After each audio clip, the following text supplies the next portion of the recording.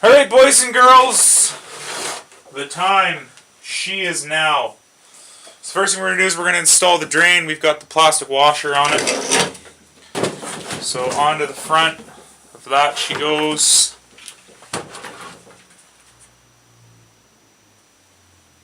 And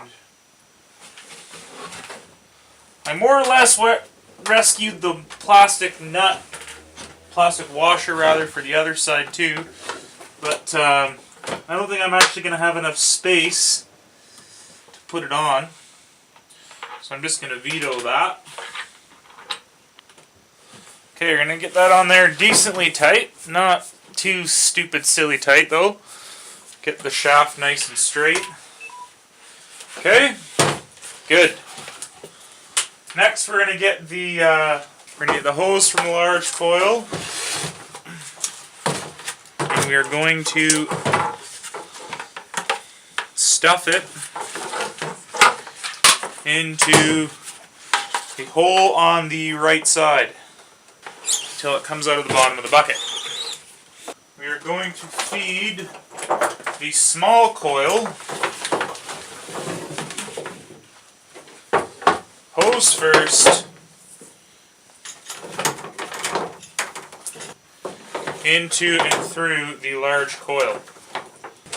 We will shove that hose to its applicable hole in the bottom of the bucket. So now we have the beer feed lines attached to the bottom of our copper coils through the bottom of our ice vessel, which we will continue to pull through until such a time as our coils are nicely sitting in the bottom of the bucket again. Hopefully without crushing those lines, which I am fairly confident to say we are not doing. Then we're going to feed this line into that hole, this line into its hole, and nothing into the hole in the middle because that hole is not real. It's a figment of your imagination. I didn't screw that up completely.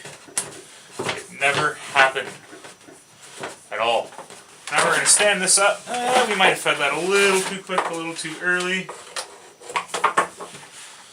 Pop that drain line down there.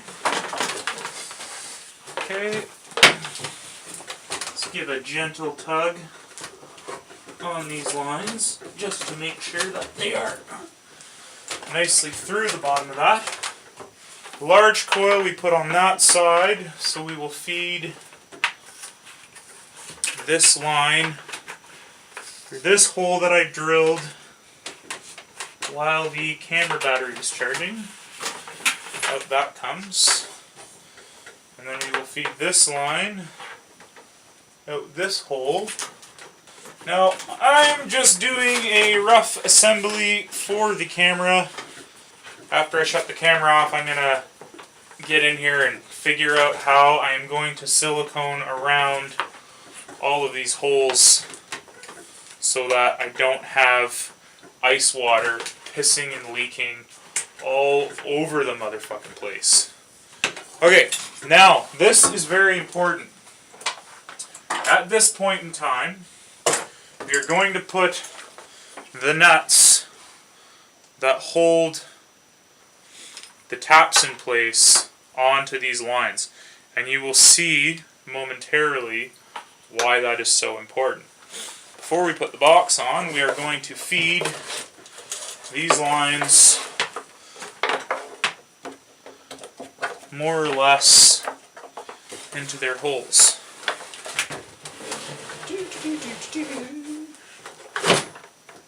Okay, so that's that more or less in place. And I'm going to feed this excess line back into the ice vessel and see if it binds and kinks. Yeah, that'll be fine. It's going to be a little bit extra time that the beer is going to sit in the ice water getting cold before it comes out the tap. Now, speaking of the tap, tap number 1. And we're going to, not so gingerly, shove this shaft into that very, very tight hole And then we will crimp the crimp ring around the shaft, keeping the juice where the juice is supposed to be. Not spraying all over your face, because nobody likes to get sprayed in the face with beer. It's a waste of beer. It's terrible. And we will shove this tap, not so gingerly. Cock ring, keeping the juice in. Good. Now you see why we left the nut on the line before we put the box on, because now the nut is inside where we want it to be.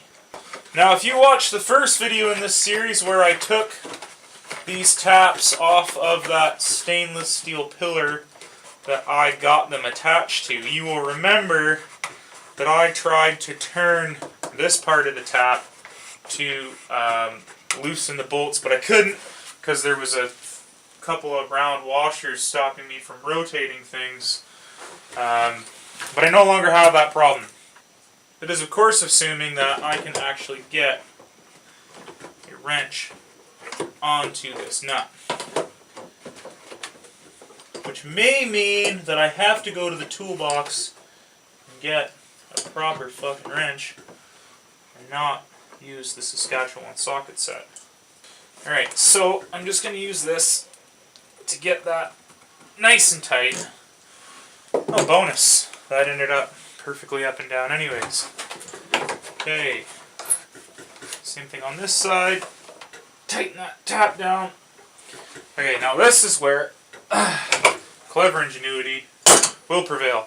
That's not going to get a whole lot tighter than that, but these taps can be screwed off, rotated, and screwed back into place again. So, there we have it. All of the plumbing on the top side is finished.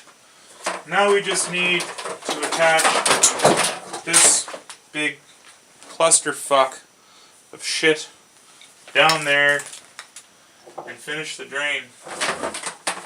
And then plumbing is done, and technically we can start drinking beer.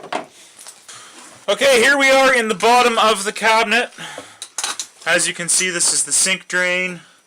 These are the beer receiving lines, which I'm gonna leave long just because it's easier to move around the kegs and fuck around with stuff. I know this from years of service in the restaurant industry. And then this is our drain. So we're going to deal with the drain first. We're going to put our ball valve on that drain. I'm actually going to cut that line a wee bit shorter because I just think it'd be easier to reach the ball valve if it's not way, way, way down in the bottom back corner. So we'll nip that off. Okay, PEX ring, ball valve.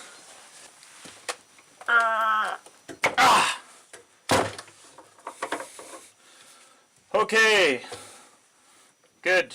Got a good joint.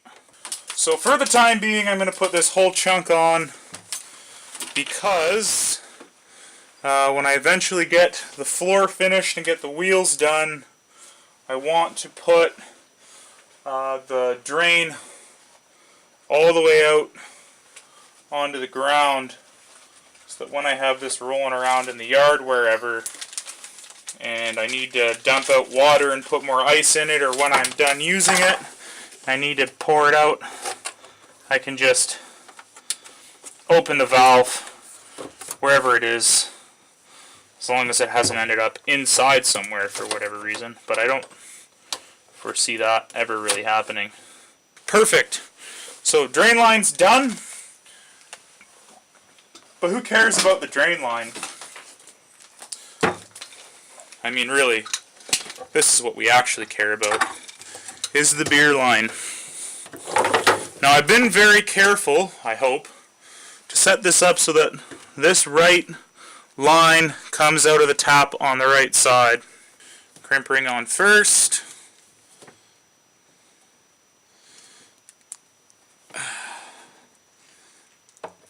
hose onto the barb.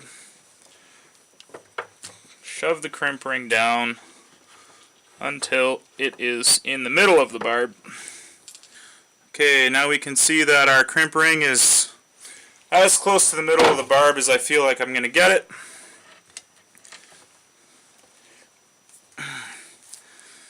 That cock ring nice and tight. Okay. Beer line number 1. Ready to make beer move. Who's excited? I'm excited. Stiff shaft, tight hole. There we go. Look at that. Why is it always the second one just slides right together? Okay, now we are ready to purchase some beverage gas from our local gas supplier and purchase some beer from our lower brewery. Get fucking drunk. So that'll be it for today's episode. That is how for to plumb a beer system. And the next episode we will be finishing this bad boy off, putting a door on it, putting it on some wheels, making a lid, and hopefully pouring some beer out of it. Until then, I am the Heavy Metal Dick. Fuck you.